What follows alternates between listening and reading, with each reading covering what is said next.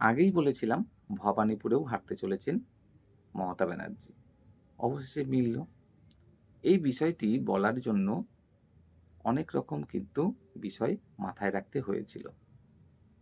আপনারা হয়তো ভাববেন শুধুমাত্র একটা কারণেই ভবানীপুরেও হারলেন মমতা ব্যানার্জি। না, পুরো রাজ্যে যেমন হারলেন, তেমনি ভবানীপুরেও হারলেন বিভিন্ন কারণে। শুধুমাত্র একটা কারণ এখানে নয়। জানিয়েছিলাম যে এসআইআর এটা কিন্তু একটা গুরুত্বপূর্ণ ফ্যাক্টর হতে চলেছে। আপনারা অনেকেই বলবেন যে এই এসআইআর এ তো হিন্দু ভোট বেশি কাটা গেছে। বিজেপির বেশি ক্ষতি হওয়ার কথা। না, মোটেই নয়।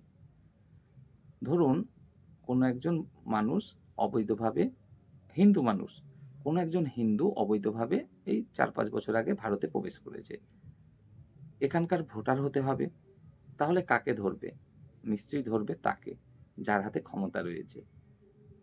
তারা তৎকালীন শাসক দলের বিভিন্ন নেতাদেরকে ধরেছিল, অবৈধভাবে ভোটার তালিকায় নাম তুলেছিল। এবার এটা যদি করতে হয় নিশ্চয়ই ওনার হয়েই কাজ করতে হবে, অর্থাৎ শাসক দলের হয়েই থাকতে হবে, ছিলও তাই। এবার ভোটার তালিকা থেকে নামটা কাটা গেল। তাহলে ক্ষতিটা কার হলো? অবশ্যই টিএমসির হলো, তাই নয় কি? এটাই হয়েছে। হিন্দু যে ৬০ লক্ষ ভোটার কাটা গেছে তার মধ্যেও ৪০ লক্ষ থেকে ৫০ লক্ষ ভোটার এবার যদি ভোট দিতে পারতেন তাহলে টিএমসিকেই দিতেন। এটাই বাস্তবতা।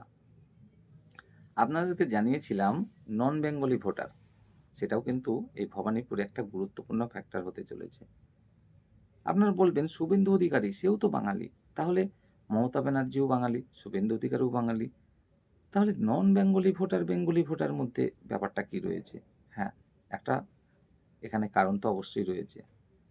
এই যে অন্যান্য রাজ্যের ভোটাররা যারা পশ্চিমবঙ্গে বর্তমানে বসবাস করেন। অন্যান্য রাজ্যের যে নেতা-নেত্রীরা ভোট প্রচারে এসেছেন, কেউ গুজরাট থেকে, কেউ উত্তরপ্রদেশ থেকে। তো কোনো একজন উত্তরপ্রদেশের বাসিন্দা বর্তমানে বাস করেন পশ্চিমবঙ্গে। তো উত্তরপ্রদেশ থেকে বা গুজরাট থেকে তিনি এখানে এসে বসবাস করছেন বিভিন্ন কাজের সোর্সে, এখানকার ভোটার বর্তমানে। এবার যখন ওই রাজ্যের কোনো নেতা এখানে আসবে ভোট প্রচারে, স্বাভাবিকভাবেই তার প্রতি একটা কিন্তু টান থাকবেই। এটাই কিন্তু ব্যাপার। তো নন বেঙ্গলি ভোটার সেটাও কিন্তু একটা গুরুত্বপূর্ণ ফ্যাক্টর। সেটা আগেই জানিয়েছিলাম, হয়েওছে তাই। জানিয়েছিলাম বিভিন্ন রকম যে চাকরি দুর্নীতি বা অন্যান্য দুর্নীতির বিষয়গুলো, এগুলোও একটা গুরুত্বপূর্ণ ফ্যাক্টর হতে চলেছে, হয়েওছে তাই। আপনাদের জানিয়েছিলাম যে হিন্দু ভোটার তারা কিন্তু একত্রিত হওয়ার একটা প্রবল সম্ভাবনা এবার রয়েছে। ফাইনালি হয়েওছে তাই। এবং এই যে ভবানীপুরেও মমতা ব্যানার্জি হারলেন বা পুরো পশ্চিমবঙ্গে টিএমসি হারল, তার সবথেকে গুরুত্বপূর্ণ ফ্যাক্টর হিসাবে যেটা কাজ করেছে সেটা কিন্তু হিন্দু ভোটার একত্রিত হওয়া। এটা আপনাদেরকে মানতেই হবে।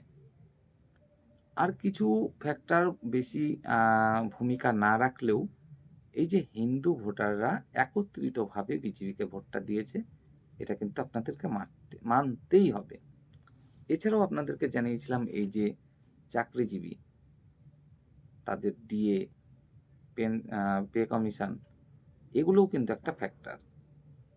আপনাকে মানতেই হবে যে আপনি যদি একজন চাকরিজীবী হন বা আপনার পাশের বাড়ির একজন চাকরিজীবী কেউ থাকে, তাকে আশেপাশের বাড়ির কিছুজন, বিশেষ করে গ্রাম অঞ্চলে অবশ্যই সম্মান করে। সে যে মন্তব্যটা করে থাকে সেটার গুরুত্ব এখনও কিন্তু দিয়ে থাকে। যেখানে টিএমসি ভেবেছিল চাকরিজীবী আছেই বা কজন, তাদের ভোট নয় নাই পেলাম। এই যে 4% ডিএটা বাড়িয়েও সেটা আর দিল না। না, চাকরিজীবীরা তো ভালোভাবে নেয়নি। যদিও টিএমসি ভেবেছিল যে খুব একটা বড় ফ্যাক্টর নয়। কজনই বা চাকরিজীবী আছেন, তাদের বাড়িতে আর কজনই বা ভোটার রয়েছে। না, এটা নয়। এর পেছনেও কিন্তু আরও ভাবার বিষয় ছিল, যেটা টিএমসি ভাবেনি। শুধু ওই চাকরিজীবীর ভোট নয় বা তার পরিবারের ভোট নয়। ওই যে বললাম, তার একটু হলেও সম্মান রয়েছে আশেপাশের যে বাড়িঘর রয়েছে তাদের কাছে। তাদের উপরেও কিন্তু এই চাকরিজীবীরা একটা প্রভাব সবসময়ই ফেলে থাকে এবং তারাও কিন্তু অনুপ্রাণিত হয়েছে বিজেপিকে ভোটটা দেওয়ার জন্য এই চাকরিজীবীদেরই মাধ্যমে। এছাড়াও বিভিন্ন কারণ রয়েছে যেগুলো আলোচনা করতে গেলে অনেক বড় হয়ে যাচ্ছে। তাই এখানেই শেষ করছি। আপনারা আপনাদের গুরুত্বপূর্ণ মতামত অবশ্যই কমেন্টে জানাবেন। জয় হিন্দ।